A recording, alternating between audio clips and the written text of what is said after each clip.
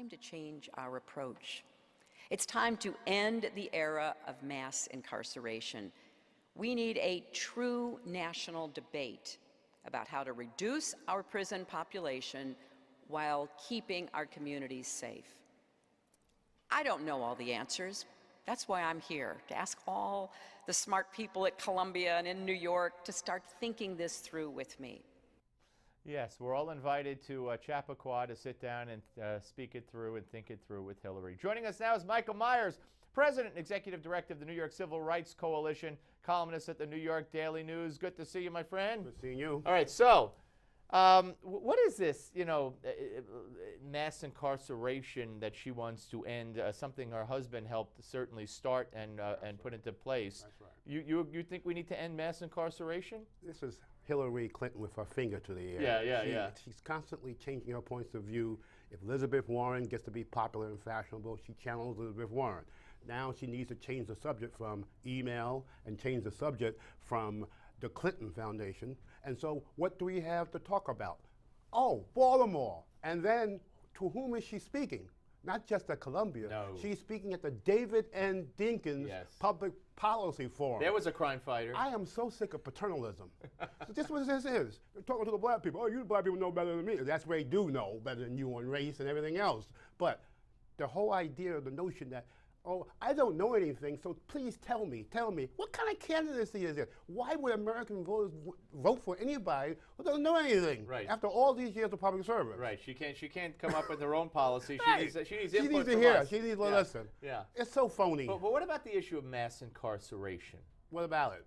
I mean, it's kept us safer. Well, look. Crime is down since the 90s. Look, I believe there's a difference between sending people to prison for no reason, or no good reason, and sending people to prison for good reasons. So if someone is sent to prison because of violent crimes, etc., and all that stuff, they belong in prison. They belong, as the elders say, they belong underneath the jail, not just in the jail. So I don't know what she's saying, other than that she's pandering and saying the same old thing. I don't believe anything she says. Baltimore, new revelations today, news breaking. First of all, Washington Post reporting that they have information that another prisoner in the van who did not see Freddie Gray but could hear him, he was banging himself against the wall in the mind of the other prisoner, trying to hurt himself. Yeah. And now we have a report from WJLA where it quotes the medical examiner, says that the examiner found that the injury was sustained in the van, not at the hands of police, that an injury to the back of his head had an imprint of a bolt that was bolted on the van from the inside, so it was consistent with banging his head against the bolt. I understand. So, I mean,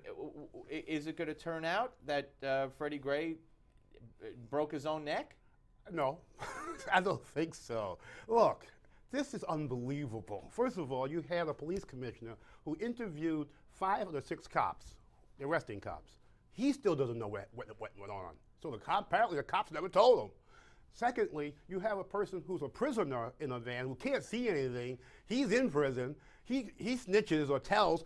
That's unreliable. Everybody knows that. And then you have a person who doesn't even have just have a broken spine, but a broken voice box. He do that to himself too? Talk about blaming the victim. No, I want an independent investigation. I don't know why people would not support an independent investigation. As I have told you many times, cops can't police the cops.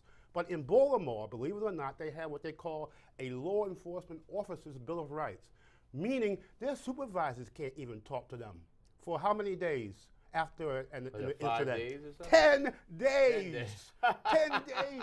And I don't win the car, I didn't get 10. And there's no civilian involvement at all in the investigation. What kind of nonsense is this? So, Al Sharpton, the march is not to Washington, D.C. That's a distraction. That's vanity.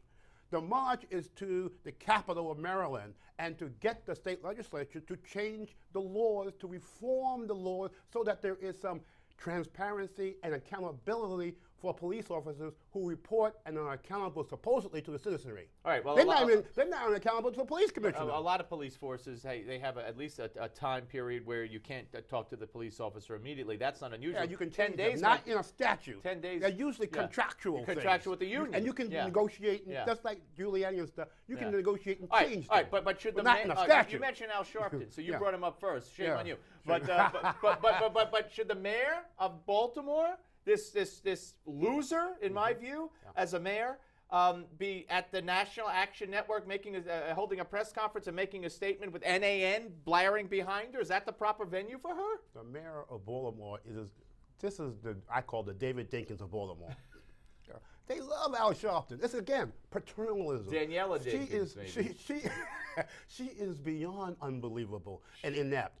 She should go, and her police commissioner should go, because they are deaf, dumb, and blind. Anytime you go to the National Action Network, your credibility is gone. All right, believe it or not, Quanell X was on the show today.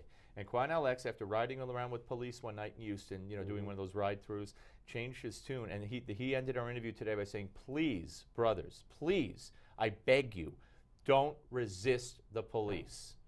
I mean, that's a message that everybody of all races, but especially the black community, should be saying. I got one more thing to say, and I know we're running out of time. I am so sick of paternalism from everybody, black and whites, including O'Reilly, racial idiocy. The black community has to police the black community. No other racial group polices their own community. What kind of nonsense is this? This is separatist racial idiocy, Bill O'Reilly. Shame on you. So I don't want to hear about the brothers. I don't want to hear about Obama's, my brother's keeper, and all that other stuff. People, I don't care what your skin color is. Right is right and wrong is wrong. Don't engage in miscreant behavior. Or yes, obey the cops, because when you're in a confrontation, an encounter with a cop, you don't have any rights until you get to a courtroom. Right, and you're not going to win that confrontation. That's All right. right, Michael Meyers, ladies and gentlemen, thank you so much. Folks, up next, Warner Todd Houston. Don't go away.